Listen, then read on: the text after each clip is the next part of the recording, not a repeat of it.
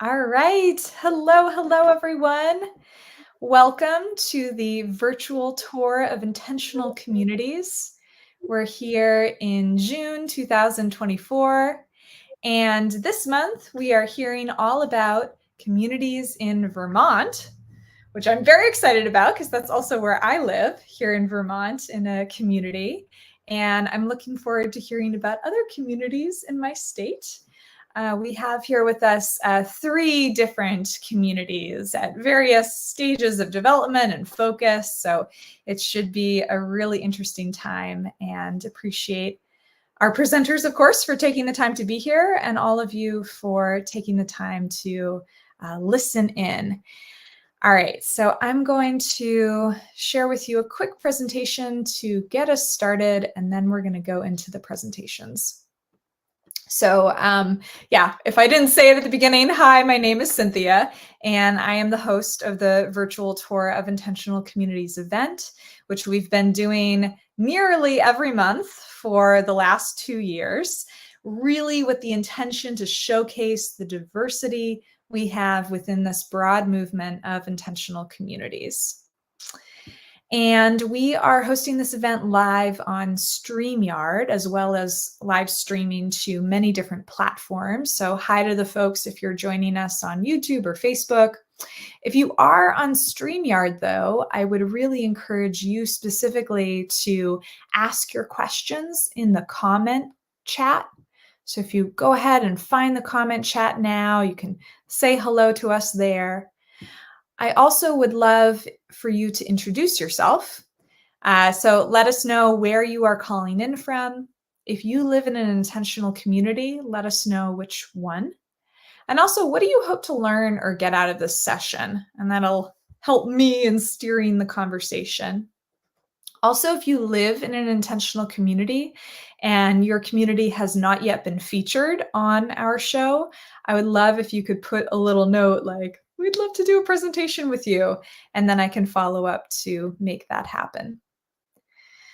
Okay, so find the chat box and put in a little something so we get a sense of who is with us here today.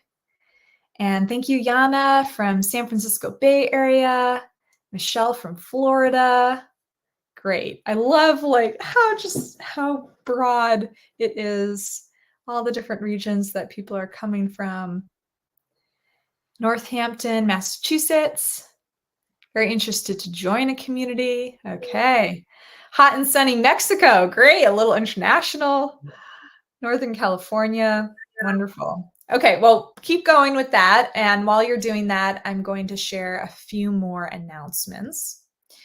So as I mentioned, we've been doing these virtual tour events for just about 2 years now, and all of the past events are documented on our YouTube channel with the Foundation for Intentional Community.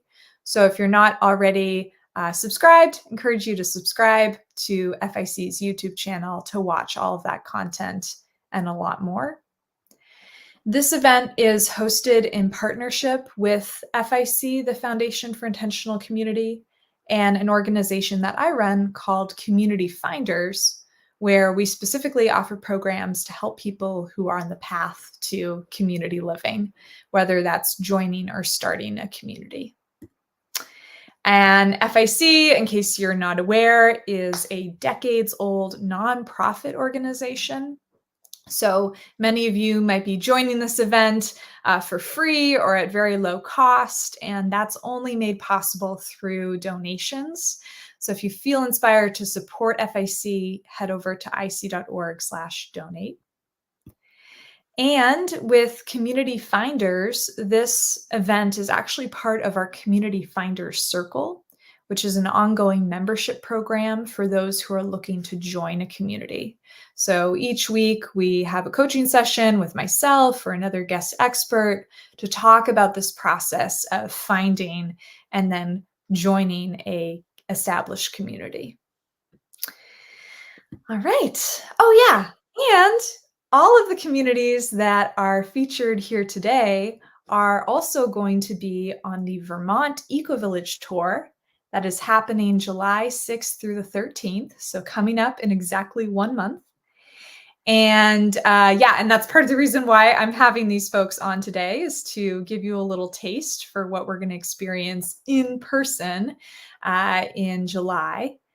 And actually, at this time, we only have 2 spots left. So not 3 as it's listed here, but just 2. So if you're interested in joining, there is still a little bit of time. And the website for that is ecovillagetours.com/Vermont. Okay, I think that's all I have. So yes, take a moment here to relax, settle in. We're going to be together for about 90 minutes. So if you want to have something to drink nearby or something to take notes with, feel free. Whew, yeah, and just prepare to give your full attention to our presenters. And we are going to start off with Cobb Hill Cohousing.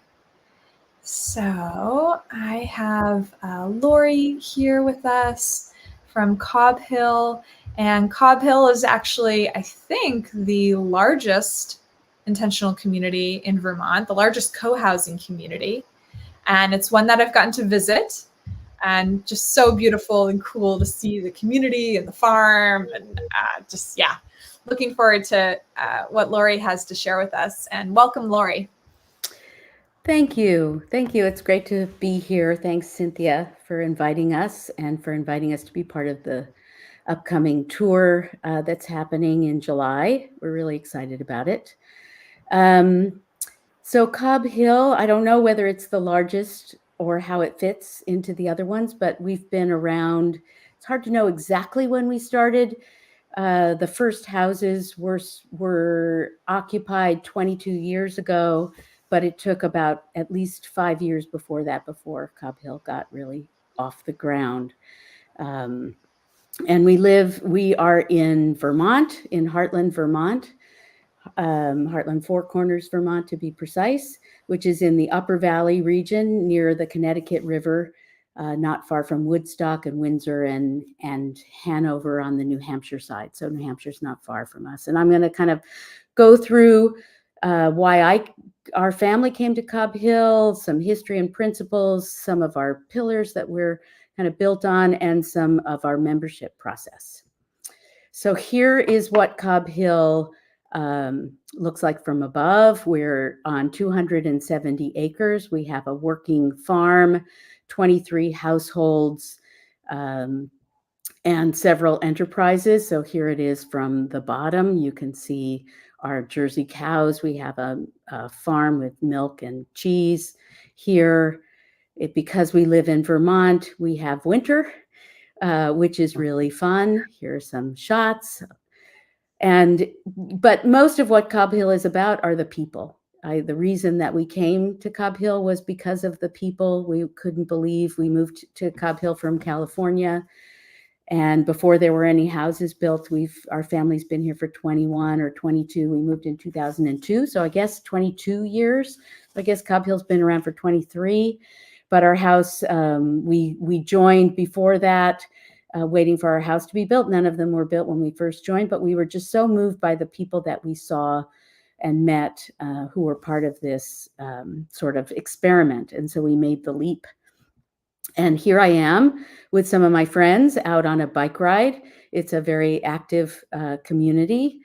But some of the big reason that we came is because of my family. So when we first came, our kids were young.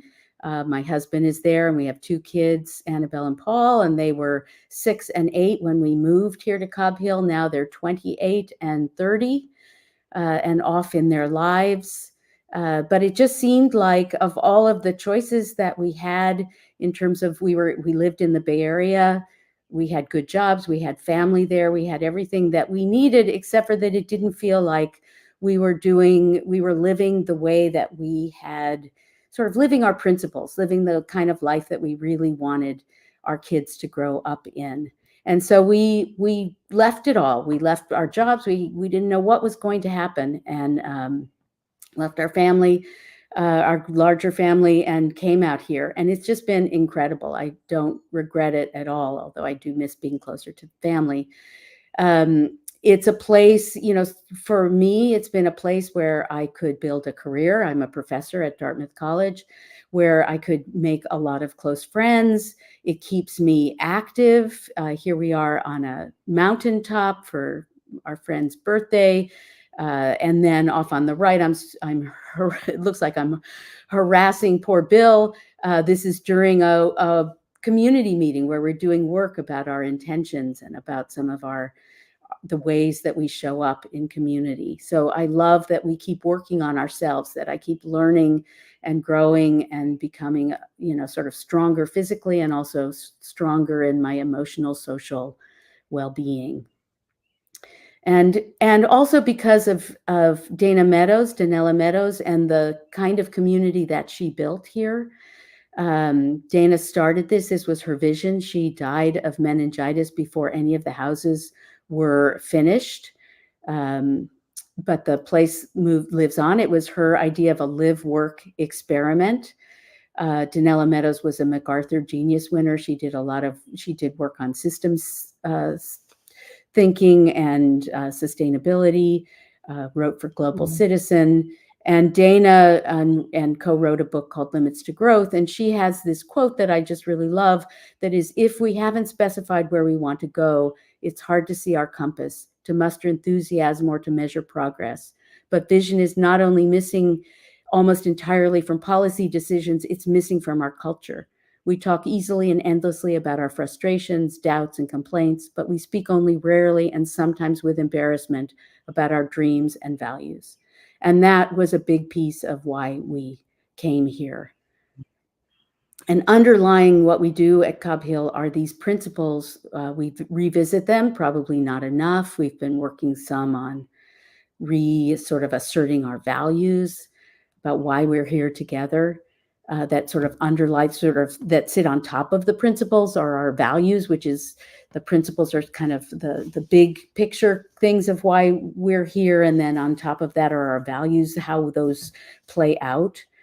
So our principles are unity, about thinking about something greater than ourselves, beauty, trying to create a beautiful environment for us to live in, community, creating a sense of shared connection, and equity, the sense of, a lack of hierarchy, nobody's more important, all the different ways that we show up, so that we try to sort of look at our biases and work on those, and other things like that. Sustainability, the houses are green built. We live on a farm. We try to live as lightly on the earth as we possibly can. And then synergy. So when which is this concept that if the two principles are at odds with each other, we try and find a way to work through them. So if someone wants to put something in, but it messes with my sense of beauty, but it fits with their sense of sustainability, how do we work that out? How do we make these things come together? How can we learn and practice these things that we're talking about? And then, and I look forward to hearing your questions about all of that. And then these presentations wouldn't be anything without a lot of pretty pictures. So I'm going to show you some that give you a sense of who we are. We do value fun, maybe not as much as we should, but we do. This is the New Year's Eve party that we just had. This is the picture on the right, is in the common house. We turned our common house into a big party. We value learning. So this is kids learning how to build birdhouses here, relaxing from time to time. We had a Cobb Hill camp this last summer. We have a wonderful group of new members. We really have worked hard to make sure that we keep having young families come in. It's a big part of who we are, and finding ways to support those young families, because it isn't easy for people to have a young family and also be in co-housing. How do you be part of a community and raise a family and all the work of living on a farm? It's a lot with 270 acres. So The parents organized a camp last summer, and I'm hoping they'll do it again this summer. And those of us adults who wanted to lead something, we led a lesson. So this is Jessie teaching how to make pita bread. There was one on building fairy houses. The kids were so thankful. They put together a play at the end that was really fun for us. There was a lawn croquet game that went all through the outside and into the common house. There was a comic book making workshop, a photography workshop, a cooking workshop. There were all kinds of things that the kids were learning in the camp from different adults. And we also value this notion of generations. Here we have our oldest community member, Ellie, who's 96 or 97, and our youngest, Lyndon, who just turned 4, I think. She was born here at Cobb Hill. And we, it's about playful imagination, trying to figure out, how can we create this wonderful world for these kids and for the kids to come. There are lots of opportunities for people to have individual gardens, which many of us do. Some people homestead and grow all their vegetables for the year and put them by. Others, like myself, I just have a smaller garden. Here's some garlic drying on a porch. And we do have a working farm and CSA, and these are some of the workhorses. And we value that very much. And we have these enterprises. So it was always known that all of us weren't going to do everything. So the farm is one of the enterprises. We have other enterprises. They're like small micro businesses. And most of them are more hobby-like. The farm and the cheese are money-making. People live off of them. But we have shiitake mushrooms. We have maple syrup enterprise, cheese. We've had natural products, soaps and shampoos and things. We've had sheep enterprise, chickens, various things. So people just start, we have honey, people start a small business, and then we find ways, if it fits with our principles and our land use agreements, then we find ways to support those enterprises. Most of us do that by buying the products. We don't all have to work on the farm. The farm is, I see that question, the farm is an enterprise that's owned by Stephen and Carrie, and some of us volunteer on the farm. Some of us buy CSA shares or help in other ways by supporting them through the farm stand that they run. But it is their business. We lease the land to them for $0. And they then have a very small farm. It's really hard to run a small scale farm, and we want to do what we can to try to support them in that. So we have fun in the winter, all kinds of fun. We're on the edge of about 40 or 50 kilometers of a volunteer-run town cross-country ski trail, so you can go up through lots of different people's properties. We're on a hill. The houses were built on a hillside to try to preserve as much aggregable flat land.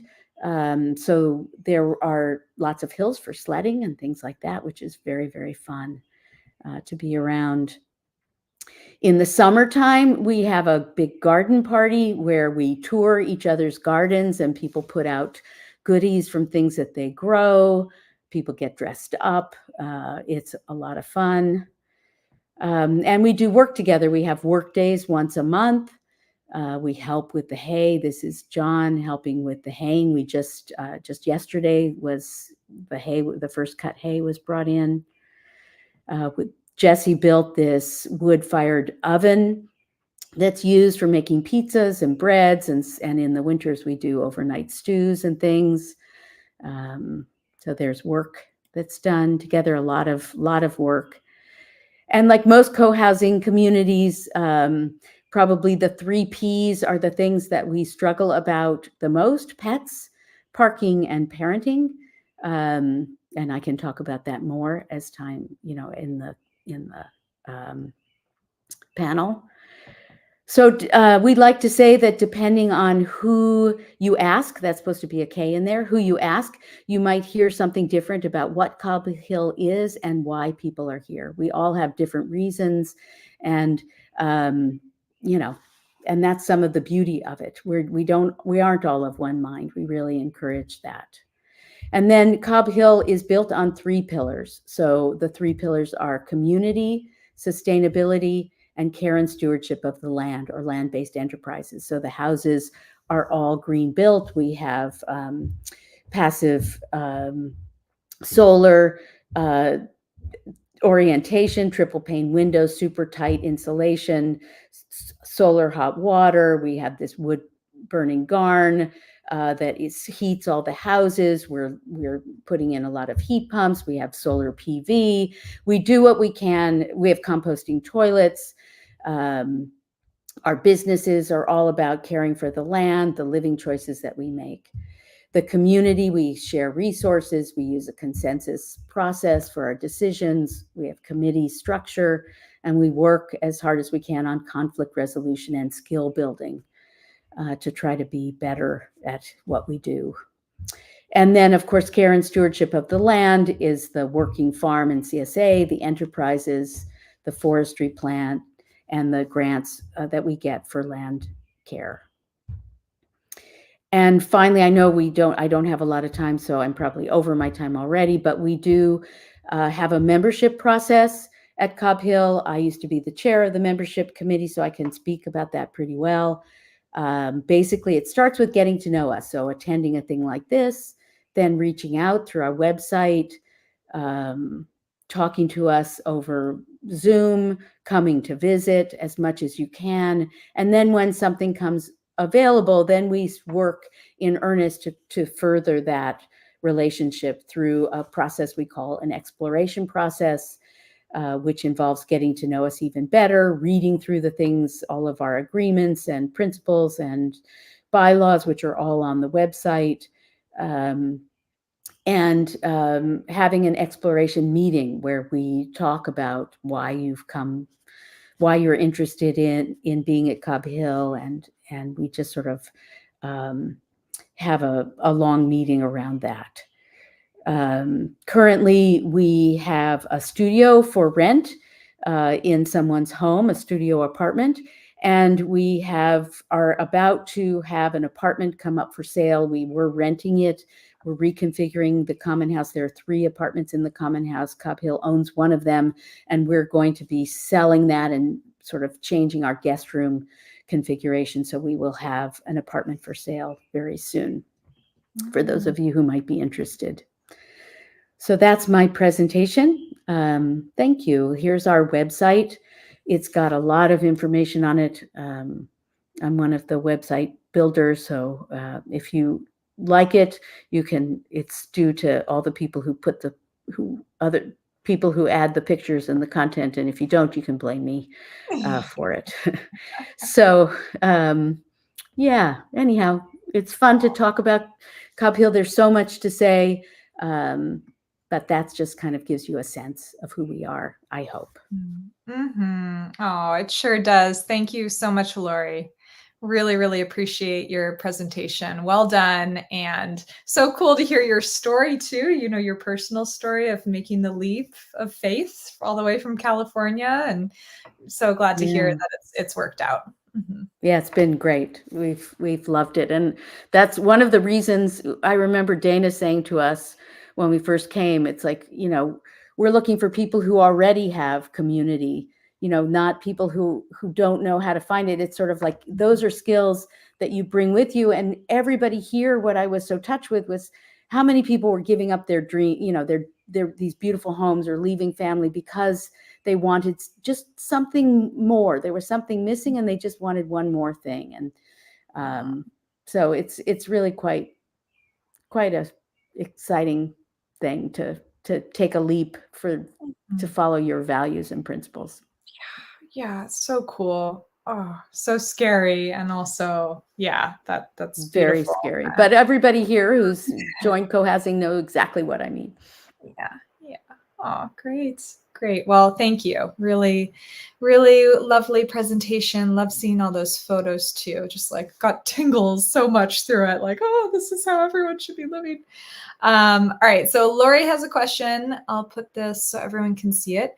Monthly work days. Yes, you have those, but does everyone contribute roughly equally? What do you do if someone regularly does not work? That's a great question. We have a work hub group. We've tried to quantify our work. Work is so much more at Cobb Hill, and probably in any co-housing, is so much more than the physical work that we do. There's the committee work, keeping the finances, the things in between work days, membership work, doing things like this. There's so many different things that we do, showing up for neighbors when they're sick. It was just answering emails. It's just too hard to sort of quantify. So what we ended up with is, no, we don't try to balance it out. We don't know what that means in the world of equity. How is one kind of work? Why would physical work be more important than some of these other work, or vice versa? So we encourage people to do the work that brings them joy, that makes them feel good. They're not because they are feeling resentful about doing the work. And then we have a group that's trying to track what's not getting done. Where are the cracks? Mm-hmm. And if somebody doesn't step up to fill in those cracks, then we sometimes have to hire someone to help us. But we do most of our work ourselves. It's quite extraordinary. Mm-hmm. And if someone doesn't contribute regularly, there are often reasons why people don't contribute, right? People may be sick. They may have family issues. They may have work issues. It really is a thing that ebbs and flows. I know there are times when my work is so intense. Our family just, my husband and I just went away for 2 months, and, now we're back. So I feel like I owe more. So I'm trying to do a little more. We all just try to do what we can when we can. And hopefully by caring enough about the community, by having people here who understand and value this place, it works itself out. It doesn't always, but that's the goal. Yeah. Mm-hmm. Very nice. Okay, Lori, now I know why you got picked to give today's presentation, because you're behind. All right, we have one more quick question. Your pet policy. Yeah. So our pet policy is, we do have, so indoor pets, go for it. Have whatever indoor pet you might want to have. Pets that share the outdoor spaces, cats and dogs in particular. We do have some sense of what's too much, although it's really hard to enforce. People move in, we don't expect them to leave their pets behind. We've tried that sort of draconian way of doing it in terms of to try to limit the number of pets, but it doesn't work. So we don't have a very good pet policy. For dogs, it's like leash your dogs around the community, pick up after your dogs. If there's a trouble dog, we try to deal with that, like a dog that doesn't socialize well with other dogs. The pet owners, the other dog owners, try to work on that together. For cats, it's just so hard. My beloved outdoor cat is someone else's bird killer. And those are some of the issues that come up around pets. As far as bigger pets, horses, goats, llamas, alpacas, stuff like that, people do want to bring them. It depends on, where they're going to be housed, and if we have room for them in the barn and on the fields. That becomes something that you have to propose, and there's a land use process around it. But we're very bad. I mean, everyone loves their pets. This is why pets is one of the P's, the 3 P's. Everyone loves their pets. Everyone thinks their pets are perfect. And so we're constantly working on it. Yeah. Mm-hmm. Yep. One of the P's. Pets, one of the P's. Parenting. Mm-hmm. Mm-hmm. Yeah, we struggle with that in our community too. It's so hard to tell somebody, no, you can't have a dog or get a cat or Right. Yeah, we try to say the dog should be on voice command around the community, but people's notion of what that means Yes. varies. Yes. Okay. All right, great. Well, thank you so much, Lori. And yeah, if we have time at the end, we'll come back for more questions and group discussion. But yes, thank you so much for your presentation. Okay. All right, Dave, it's your turn. So I muted you, so I'll just go ahead and have you. Yep, now you're unmuted, and I'll bring up your presentation. Do you want to open your presentation, Dave? Oh, sure. Yes. Yeah, great. And yeah, and I'll just say, it's been great also to learn about Rara Village and work with you a little bit and see you at our Vermont Intentional Community Network meetings, which we do have a little something of a network here in Vermont, which is very cool. And Rara is not too far away from Cobb Hill, so we're going a little bit further south in Vermont. And Yes. thank you so much, Dave. Here, I think we can all see your presentation now, so you're good to go. Oh, great. Thank you. First of all, I would like to thank you, Cynthia, for having done this for 2 years. I only became aware of that, and I should have known. But I really enjoyed spending like all of today and a lot of yesterday going through a bunch of your presentations, and there are a lot of them. So that was something I really enjoyed to do, and it helped prepare me for this presentation. So any other folks out there that have intentional community that are interested in presenting on this format, I would recommend that you spend a little time on that and get to know, get familiar with the format. And it's well worth the time to learn about other communities. So Rah Village, where'd the name come from? Well, before we even go there, let me go through the the raw agenda as it is. There's more history of us than we have right now or future. So I'm just going to start. We're going to work a little bit through history, but the agenda or the raw agenda would be, where does the name come from? Because a lot of people ask us that. What does it mean, and how did this community start? And where it is, and if there's any special features about it, and how many people are here, and how many are we planning for? How much does it cost? What do we get out of it? What do they get out of it? And where can we find out more? So that's the loose agenda. There's also the agenda that's recommended. Background about how we got interested in the intentional community movement at all.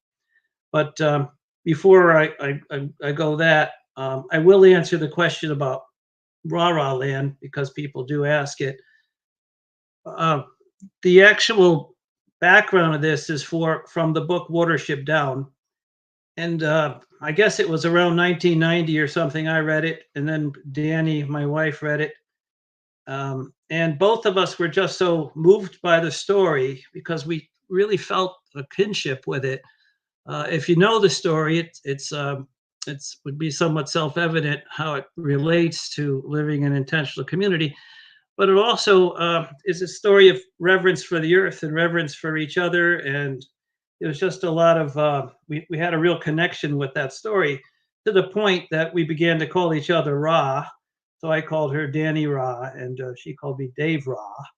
And then at one point, our friends asked us, well, let's see,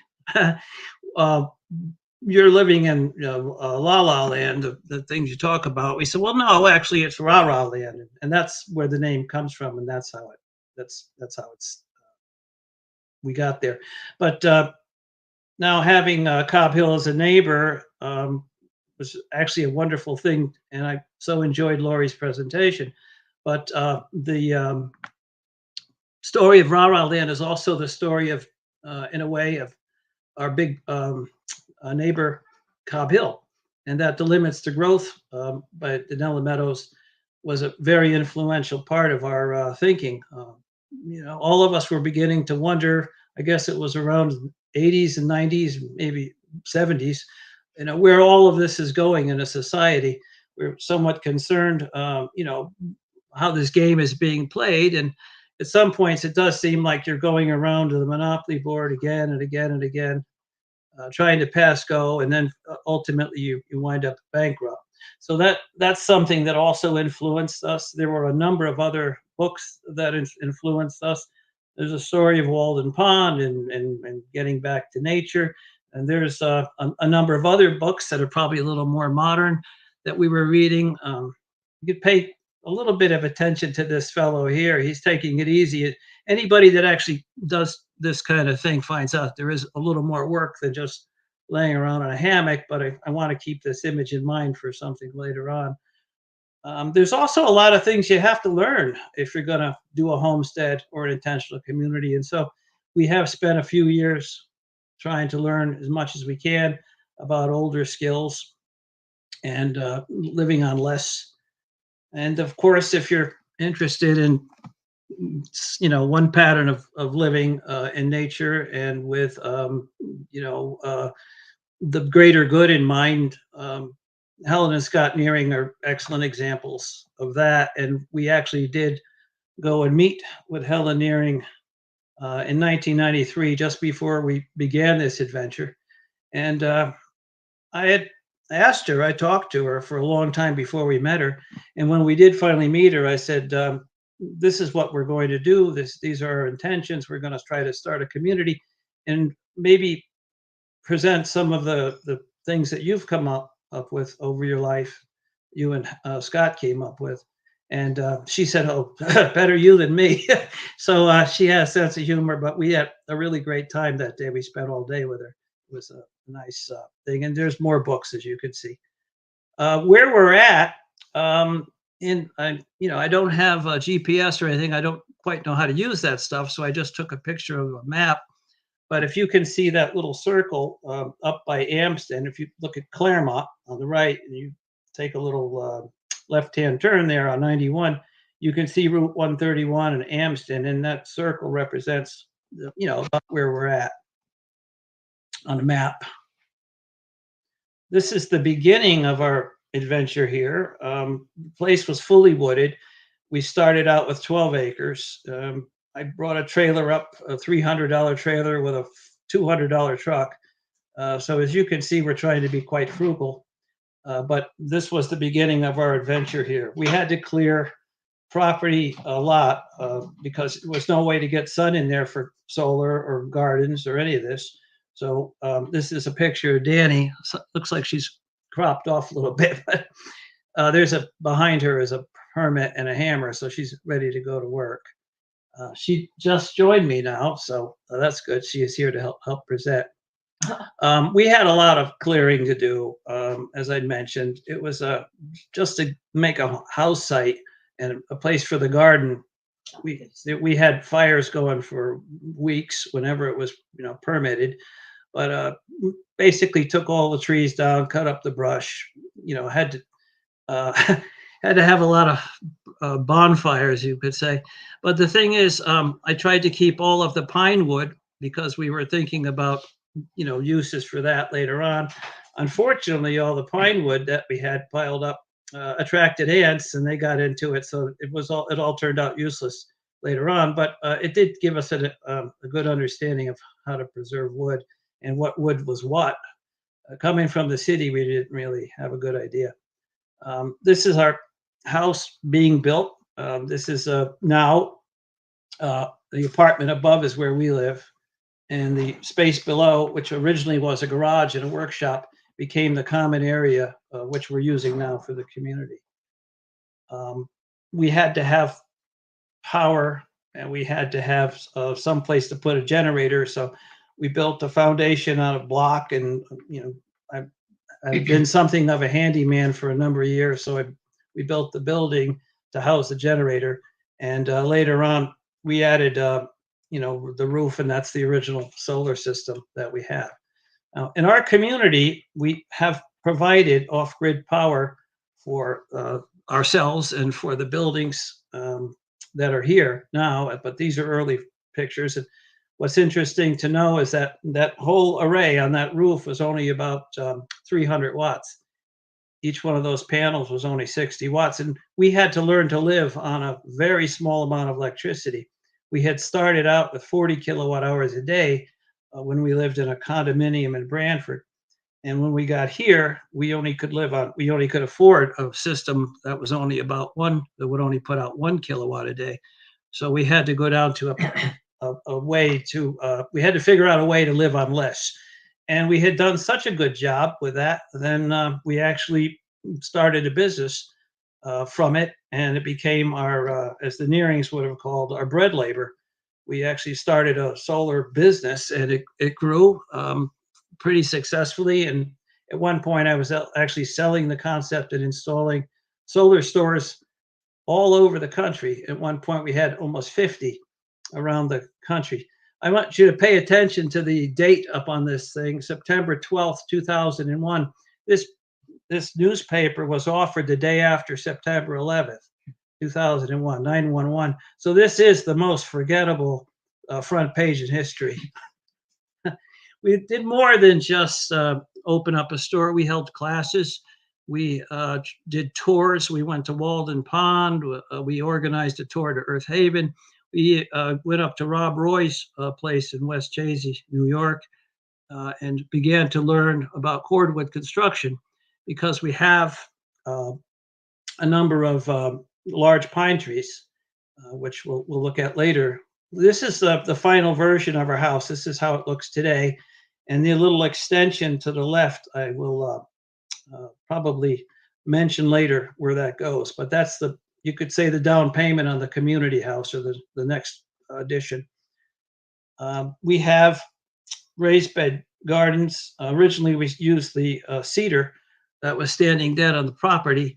But as we're getting older now, we're starting to add raised beds that have a little height to them to make it easier, so we don't have to bend down so much. But this garden produces probably about 20% of our food, but it could be expanded if other people join us, and we hope we will. This pine tree is typical of the type of pines we have. They're probably a couple hundred years old. And every time I look at one, I think, oh my God, how many cabins we could build, cordwood cabins we could build out of that tree. So we have a number of them, probably 100. Beyond that, we also have hardwood. We never counted them. Yeah, I don't think we want to count them. Anyhow, we have that. I've been thinking later about dropping the limbs off of it and building tree houses, which would be at least some kind of a structure for people to stay in while they're visiting. This is about half of a tree that I cut up and split in the anticipation of drying wood for cordwood cabins. Our thinking is that with all this material, the stones and the pine trees, that this provides adequate resource for construction. As I mentioned earlier with that slide of Rob Roy's cordwood building. And we're thinking that we could probably build a complete house. It wouldn't be a huge house, but something around 600 or 700 square feet, somewhere in the neighborhood of $15,000 all done. So that's something that I think makes us a little bit special, is that we are really making an intensive use of the materials that are here, rather than trucking things in. There would be some concrete, but we could also use line putty. In other words, we're trying to do as much as we can with the property and its resources. And those trees would have to come down anyway, because they're blocking the sun for garden and solar energy production.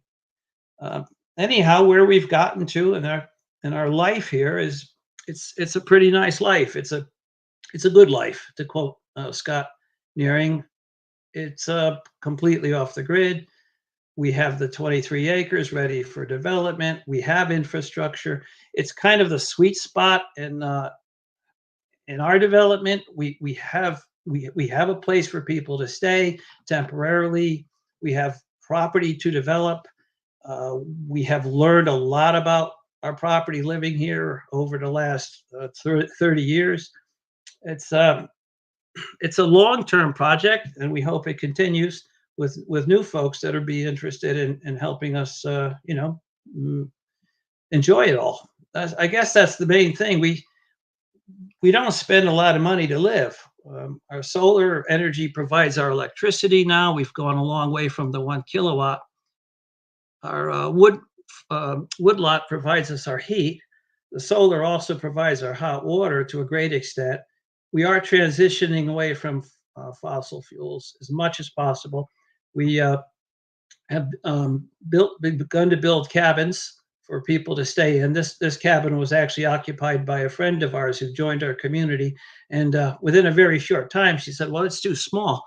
It was 12 by 20, the same size as Thoreau's cabin, but she said, "Well, I'm going to have my family come up and visit," so we had to put an addition onto it. I don't have a recent slide, but we actually doubled the size it is, and now it's up to nearly 500 square feet. But I'm still building tiny cabins. I built this in 2 days. Somebody came by and they looked at it. I said, "Yeah, it looks like it took you all day to build that." So, but I had a bunch of scrap material, and I decided I needed a place to make a small guest cabin now that the other place was gone. So we built this in a hurry, and there again you can see that giant pine tree right there. We're also in the process of finishing it inside and out and doing insulation, and it can house one person. It has a composting toilet that we're going to hook up. We have a small refrigerator in there now. Dave did run a line to the tiny wa, as we call it. So it's a nice overnight for somebody. Once we insulate it, it could probably go right into the early part of winter, I would say. We could hook up a small wood stove that we have kept in our garage as a backup. Don't know if that's going to happen this year, but it's possible. We never stop. Our hands are busy hands. We never stop working here. Sometimes I would, there I am working. Yeah, little by little, we've transitioned all the fossil fuel powered equipment to electric. So our chainsaws are electric. The snow blower is electric. The lawnmowers are electric. Our cars are electric. Well, our cars are half electric. They're hybrid cars, but we're going to get a 3-wheeled electric car I've ordered. It's called an Aptera, and it's got supposedly now it's got 1,000-mile range. But what's nice about that is we create enough electricity now to actually be able to charge it, and it also has solar panels that are integrated into the skin of it. I should have a picture of it, but it's check that out. It's Aptera. Aptera, and it's an amazing car, and I think once they become out there, it'll probably get as popular as the VW Beetle. My workshop this shows it cleaned up. This usually needs a little tidying up. Danny will tell you, but it's a shared space. We have a lot of tools. We picked them up at tag sales and yard sales, but the thought is if somebody has tools and they want to bring them in, they're welcome to put them on the shelves. I have a lot of shelves. You don't see them here, but it's just a space for working. And if you're going to be around here, you're going to have to work as part of living in the rural landscape. People have to work in order to have the things that the amenities that they want. So this is about the half the size of the garage. So you're just seeing one half of the garage. There's the other half, which is comparable, obviously, in size. And we have a small seed starter greenhouse, again, common space. Danny puts the seeds in there in the wintertime in February and such to get them started. And then from there they go. We do have lights that, run on a timer, LED lights, grow lights. And, this kind of stuff is the stuff I'd really love to get more involved with. Build hoop houses, greenhouses, more raised beds, more gardens. Our plan is really to try to become as self-sufficient with food as we can. But a lot of it is labor, and it's just been basically the two of us. We do have 2 other members of the community here. One likes to travel a lot. She'll help out when she can. When the snow comes, she grabs a shovel and comes out, and she helps in the garden as much as she can.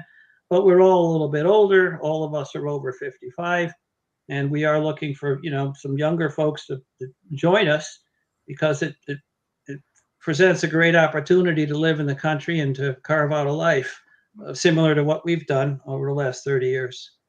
This is a vision of Danny drew this that little down payment I showed you earlier was this is how it's supposed to turn out. At some point, the place on the left is a common house, in in the planning stage, and it will have a large great room and a masonry fire stove and a commercial kitchen. And the second floor will have an art studio and a music studio and a library. And it'll have a great space for dancing and celebrating. And in the middle there, that's a greenhouse and a swimming pool and a hot tub. Now you might say, Dave, that's a little crazy. You're not going to get to build this thing, and I probably won't. But when other folks do start to join in and say, hey, I'd like to do that. I'd like to swim year round in a heated swimming pool. What's the matter with that? Especially if it's being heated with solar, of which I do know something about, and a hot tub that has 105 degrees that you could soak in and look up and see the snow falling out of the window. You say, that's not bad. That's a pretty nice way to live, eh? Sounds amazing. Sounds amazing.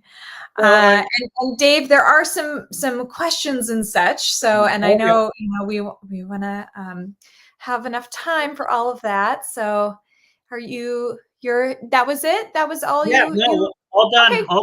All done. Awesome. Okay. Well, I'll put the link to your website in the chat, rahcommunity.org, if people want to learn more and get in contact with you. But that was awesome. Oh my gosh, so cool. I love seeing the photos of your journey, and getting to meet the Nearings. Like, such a special thing. Yeah. To have had and to see that influence in the life you've created and all the work you've put into it. Very wonderful. Mm-hmm.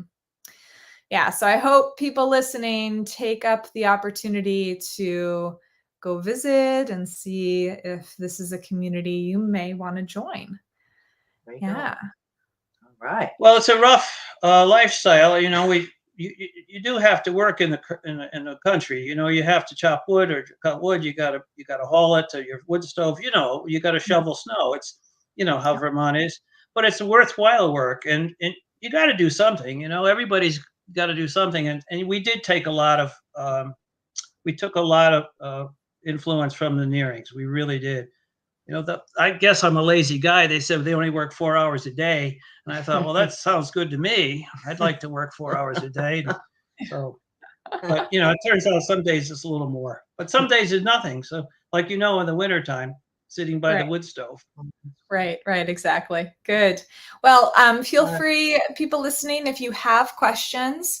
I think the question Lori was asked about the other membership. Sounds like 4 adults currently and looking to grow. And then there was a question, solar panels. Do the solar panels get any light in that cold climate? Yeah, they do. That's a question I used to get a lot in the business. And solar works all over the world. It works up at the North Pole if you want to live up there. But Germany has more clouds than we do, and they're almost they've gone a long way. I would say they're almost completely renewable. A lot of Europe is. So we'll get there. Also, I'm glad somebody asked a question about solar, because 25, 30 years ago, when we first got involved with solar, there wasn't a lot of information about it. There wasn't a big movement toward it. But in all this time, it's become normalized, and you see it everywhere. And I think the intentional community movement is very similar. Right now we're in our very small nascent state, but over the next decade or two, it could happen even faster. I think you're going to see a huge movement toward normalization, and the alternative will actually be the old mainstream society. The alternative will be people that want to have gas guzzling automobiles and feel like they can buy their way into a lifestyle that makes them happy. I think the idea of intentional community and the way we're living is going to become the normal way. It's going to be seen as the sane way, and not the alternative way. Hear, hear. Yes, may it be so. Yes, can't wait for We that could- day we could- when we're the normies. Great. Wonderful. Okay, well, thank you so much, Dave, and thank you, Danny. Great job with your presentation. Really good to see you both, and looking forward to seeing you in person very soon, just a month from now. Okay, thank you. Okay, yeah, thank you. And Craig, looks like you're no longer in your car. That's great. Yes, wonderful. So everyone, this is Craig with Living Tree Alliance, or Living Tree Co-housing. And Craig shared with me that he's on the move towards an intentional community gathering. So isn't at home right now, but we're really, really glad that you could make the time to hop online with us. Thanks. Yeah. Thanks, Cynthia, for organizing. And thanks, everybody, for showing up in our busy lives to take time to do this. Ironically, we are en route to the Jewish Intentional Communities Conference, which is like the 12th annual one down in Connecticut. And so that living room background wasn't where I live, but we actually stopped here, ironically, in Hartland, Vermont, to do this part of the call. So Cool. hi, Lori. We're right around the corner from you here. And also same for Dave and Danny. We're right in your neck of the woods. So Living Tree Alliance is kind of a network of 3 different aspects in a very similar way to Cobb Hill Co-housing. We have a co-housing community, 7-unit co-housing community. We have a working farm, which is a separate entity, and then we have a nonprofit educational organization. If you could hold off on the slides, I'm gonna do that when we get to the part of like what's unique about our about Living Tree. So for now, I'll just be me talking. Sure. So hi, yeah. So the introduction about why we joined, in a sense, that my wife and I, we met back in '95 in Seattle, and we were both somewhat living activist, farm oriented, idealistic lives in our 20-year-olds, mid 20s. And on our second date, we kind of shared a vision of what we thought the future might look like. And common with that was being around farm, being around socially active, kind of like, social justice type of work and ecological values, and also living in community. For me, it was very important to be in a ski town because that's a big part of like my own self-identity and thing I enjoy. And for my wife, she was very dedicated to a Jewish spiritual practice. So it's amazing to look back 24 years. Well, it's actually 27 years since that auspicious second date, and realize that the dreams and thoughts that we had at that time are manifest. Like, it's really a true thing that if we set our minds to creating something with enough kind of hard work, determination, and good luck, it happens. So interestingly, in the early stages, so professionally, I've done eco-village design and development work for 24 years. It's kind of the thing that I left graduate school as a landscape architect to focus on. Rather than doing garden design, I worked on farm-centered intentional communities. And Donella Meadows, who is one of the founders, as Lori was mentioning, was a big inspiration in that early stage. When we first moved to New Hampshire, I worked with a construction manager that was working on Cobb Hill. So it became kind of like cutting my teeth in terms of understanding some of the nuances of how to build a co-housing community. That being said, we first lived in a different community land trust structure in New Hampshire, near Claremont, New Hampshire. And we lived there, we thought, for 3 years, but it ended up being 13 years. It was just a wonderful, amazing place to live. However, the charismatic leader of that community ended up having extramarital affairs, and he was dishonest with the community. And that kind of started to break the fabric of our trust for each other. And then on top of that, the mortgage crisis hit, and our local lender wanted, some payment down on the mortgage. So the combination of factors really shattered the fabric of that community. And we realized that in order to live out this dream about a spiritually based community around ecological values, we need to make something happen. So in 2013, we put together a business plan and started with a small group of, we called them like a wisdom council. So people who were interested in what we're doing, had similar values, and also we're going to ask the, tough questions for us. So it's one of the first things we focused on was nonviolent communication and conflict resolution before starting about looking at land and looking at money. So we had a solid basis based on our experience of how important it is to have a humanly scaled and relatable and healthy system to deal with these inevitable conflicts of living in community. So in 2015, we bought land in the Mad River Valley in Vermont with 2 other families. And we bought it contingent on having a permit for a 7-unit kind of clustered housing on a 100-acre property. So all these 7 units are within about 3 acres of the whole scale of the property. So we have a very tight-knit community. 6 of the 7 houses are built right now. It's all been owner-builder based. So people buy their own unit, meaning their own lot.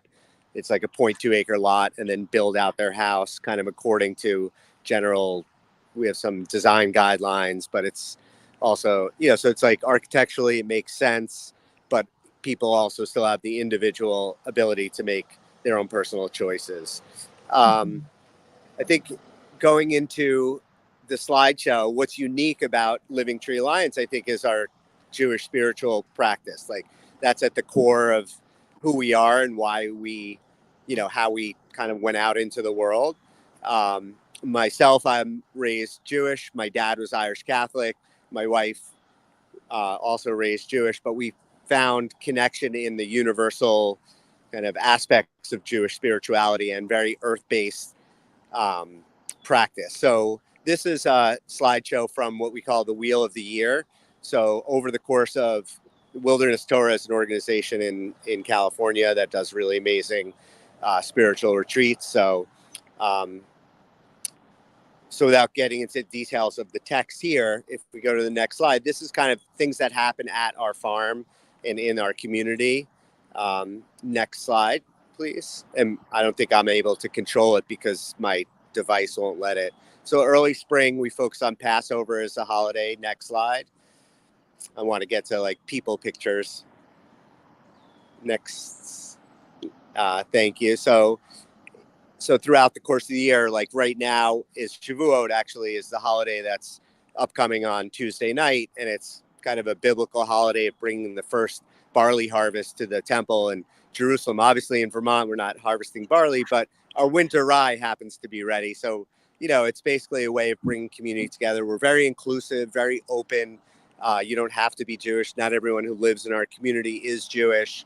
And we all have different identifications of what it even means to be Jewish. So, it's not like you have to kind of drink the Kool-Aid kind of place. So next slide. Tell me when there's 2 minutes. Next slide. That's from Shavuot.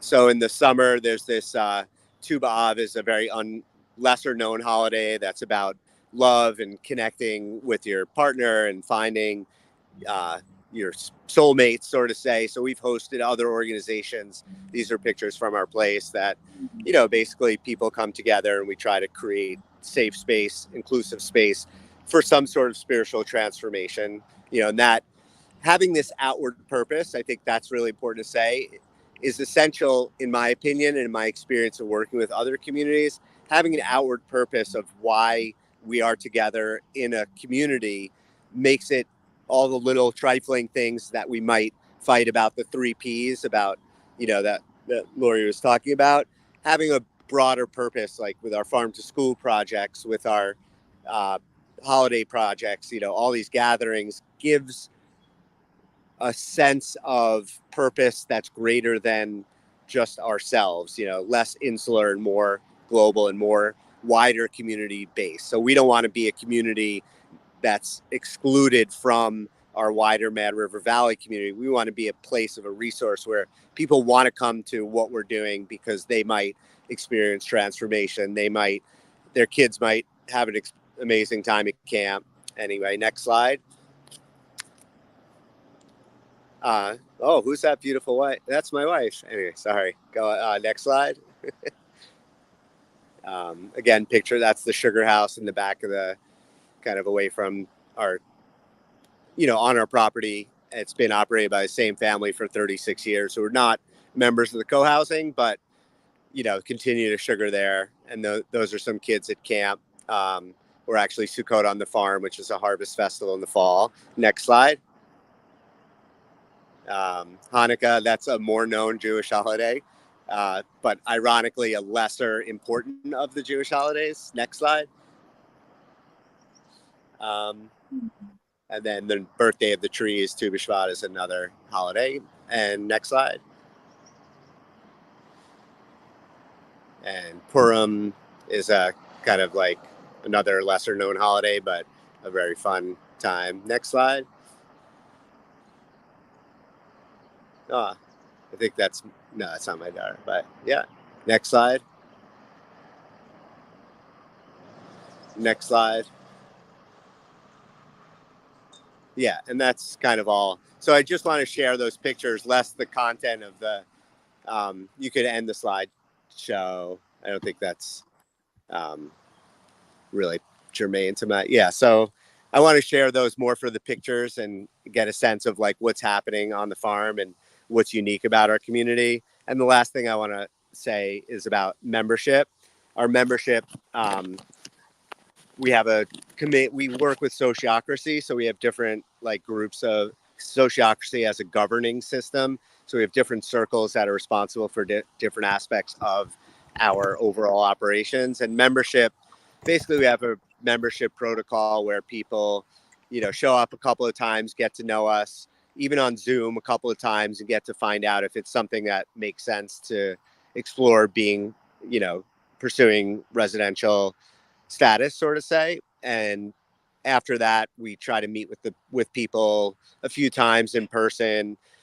We have a resident questionnaire people fill out, and then we go over that questionnaire as a community and come up with our own, individually as a community, come up with our own questions, and then meet with the candidates in person, on Zoom or in person, to like have a dialogue back and forth where they ask us questions, we ask them questions, and then we go to another meeting eventually, within say 30 days of that meeting, to decide to whether to offer this person or family or individual, opportunity to become a member. And the whole process, I think at the least would take 6 months. And at this point, because we have 6 out of 7 units sold, where things are taking more like a year, because we're not as much in a rush as when we were like in the development stage, where time and money felt more pressure.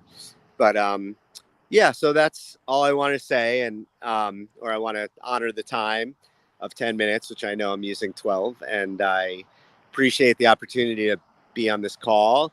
I look forward to meeting people in person in the coming time when you show up at Living Tree. And feel free to check us out online and reach out also after this if you have questions and want to connect. Thank you so much, Cynthia. Great. Thank you, Craig. Really, really wonderful presentation. And I did put the link to the website, livingtreealliance.com, if people want to learn even more. Yeah, thank you. I love seeing just a snapshot of the different holidays and celebrations. And I can only imagine how that creates bonding within your community. Like, I'm a little jealous actually, because we have birthday parties here and we like try to celebrate the holidays, but it's not like this deeper connection like it seems for your community. Beautiful. Yeah, it's one thing that's interesting about that is a lot of, like, we're having a Shavuot on the farm next week, and it's an event, and the work that it takes to put on the event is challenging and difficult and takes a lot of effort from everyone who lives there. So a lot of times it's not that much joy for the people who are putting it on for a co-housing residents. It's more of a service to the wider community. And listen, there are moments of joy, but I think to your point, that doing that work outside of ourselves for the greater community give us really a strong fabric of who we are, you know, as a group, and helps us deal with some of the more difficult, you know, decisions about pets that come up. Yeah. Gotcha. Okay. And so did I hear correctly that you have one home site potentially still available?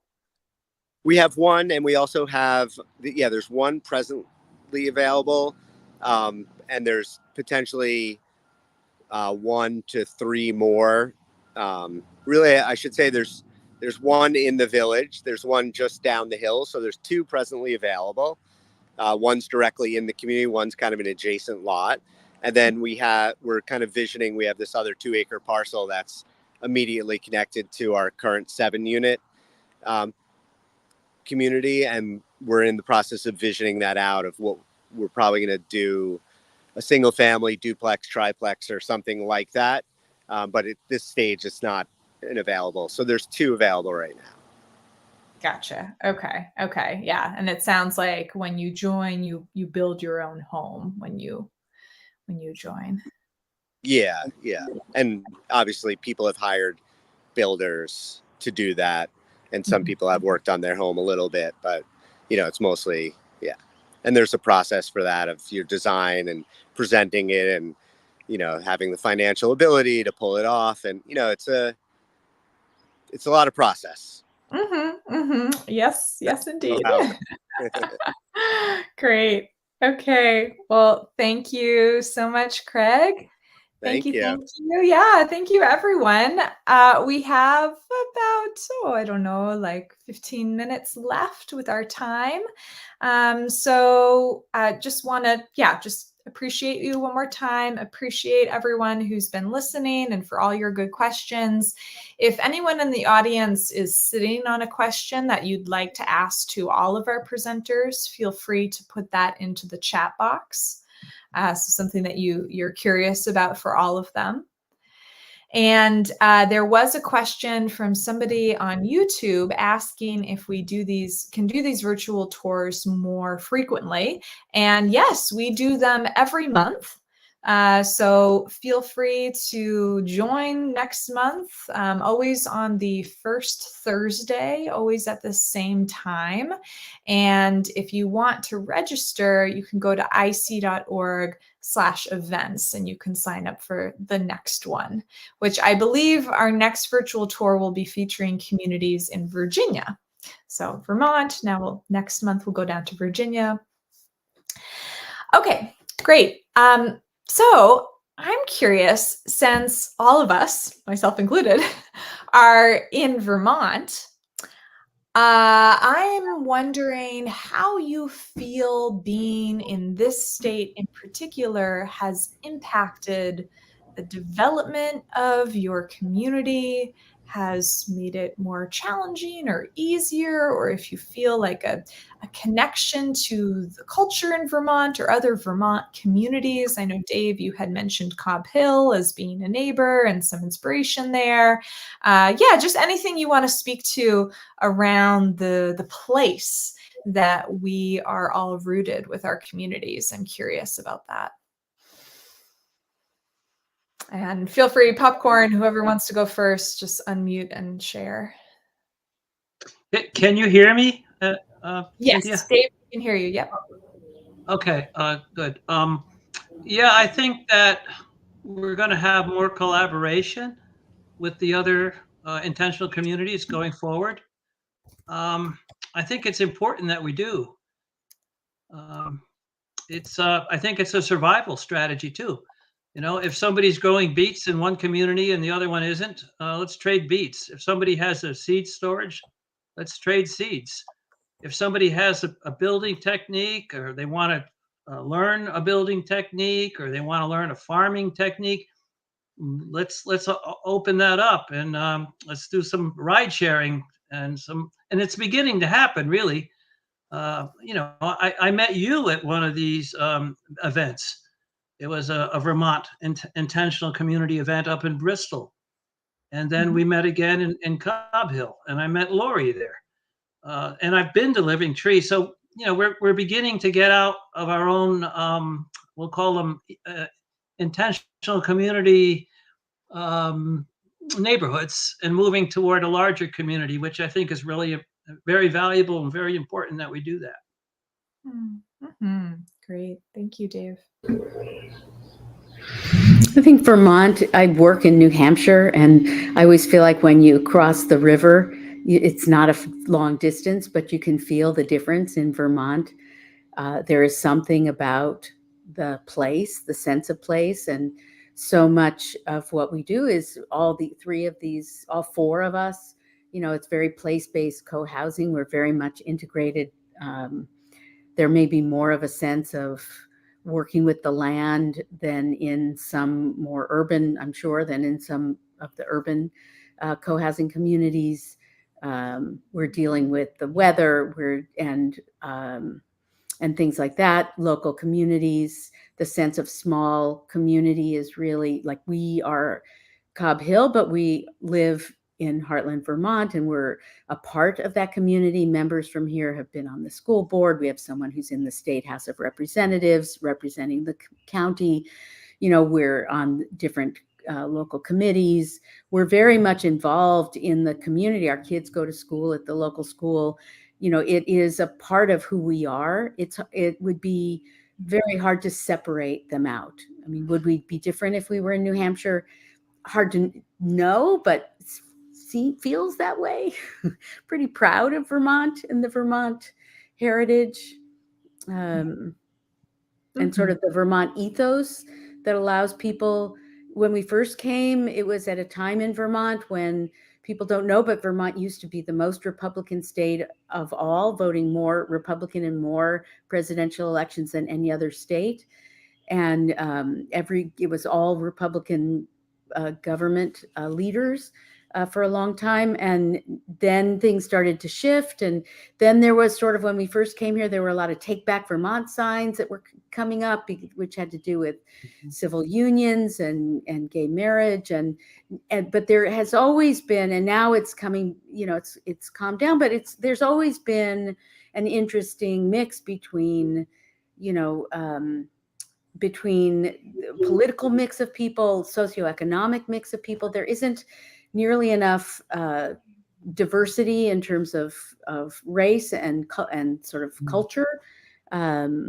But there are a lot of other kinds of diversity that show up and create opportunities for us to learn from each other. And I think that that's really an exciting part of living in Vermont. Yeah, I really agree with that. I love the relative openness here to different ways of thinking. Yeah, I appreciate that a lot. And to your point, the communities, sometimes people who aren't familiar with intentional communities imagine them more as bubbles, off in the woods, like totally disconnected from society. And no, we're totally part of society and live and work in the broader communities in which we are embedded. So, yeah. Craig, any thoughts for you? Yeah, I think, one of the interesting things when we left New Hampshire, we were just north of Keene, and it was such an amazing sense of community and connection and volunteerism, which we didn't expect moving from Seattle.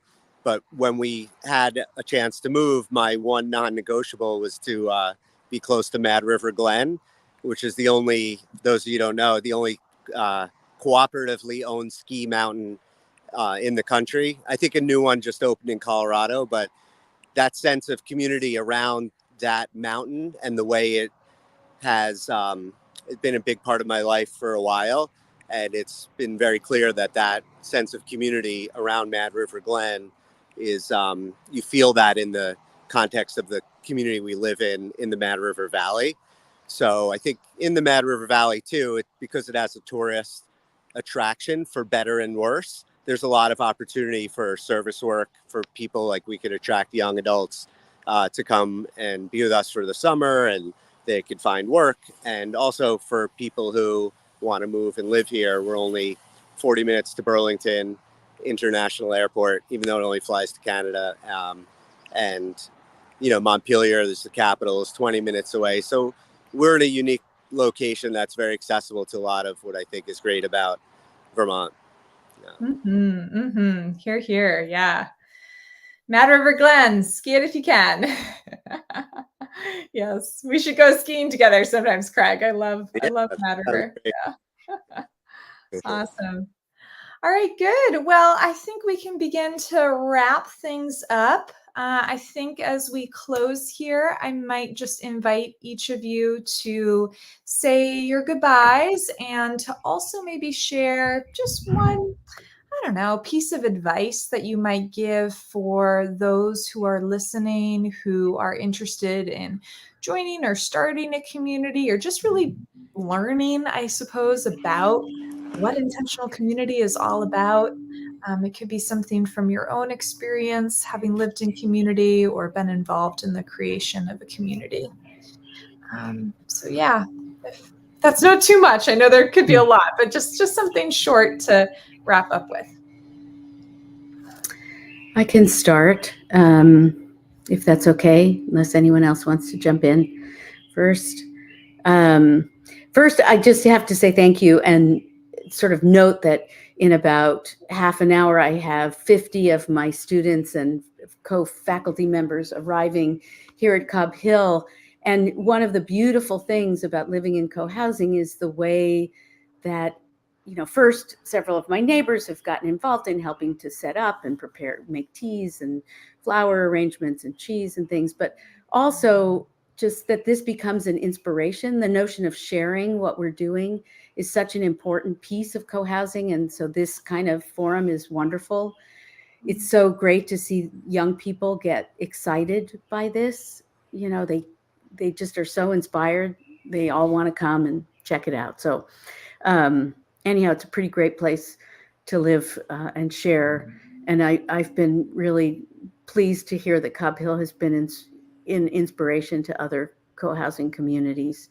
I think that if you're starting a co-housing community, understanding, I think all three of us have talked about the kind of core values, the things that drive us.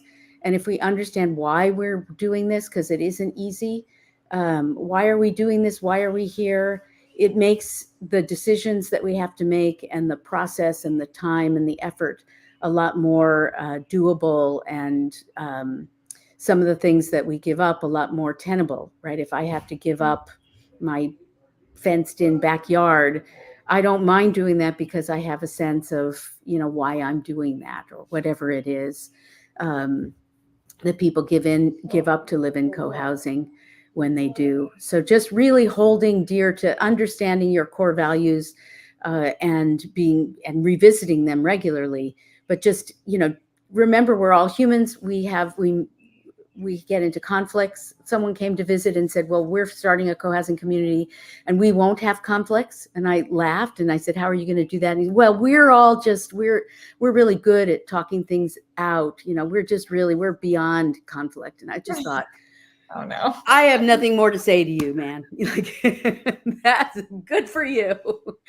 It's just not possible. So we all still are working out a lot of things, right? We've been around for a while, but we have a lot to figure out. And so just stay humble, have some fun along the way, and hold close, your principles of why you're doing this. Thank you, Lori. Well said.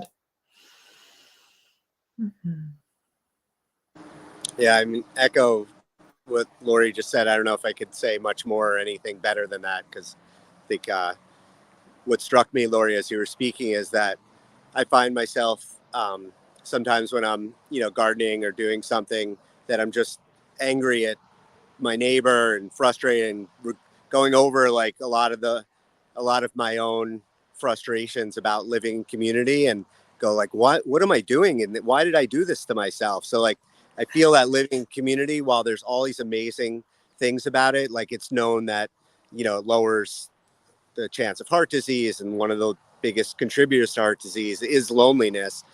But like, it's really challenging me to, be a better person. Like there's no other option, because if I just stick with my anger and frustration towards other people and blame other people, it's not healthy. So if I'm able to somehow utilize that as stimuli to kind of improve on my own sense of being and who I am in this world, I feel like that's an incredible and very challenging aspect of living in community. It's like very real and in my face. And some days I wish it wasn't happening, but in the long run, I'm grateful for all the neighbors and relationships that I have at Living Tree.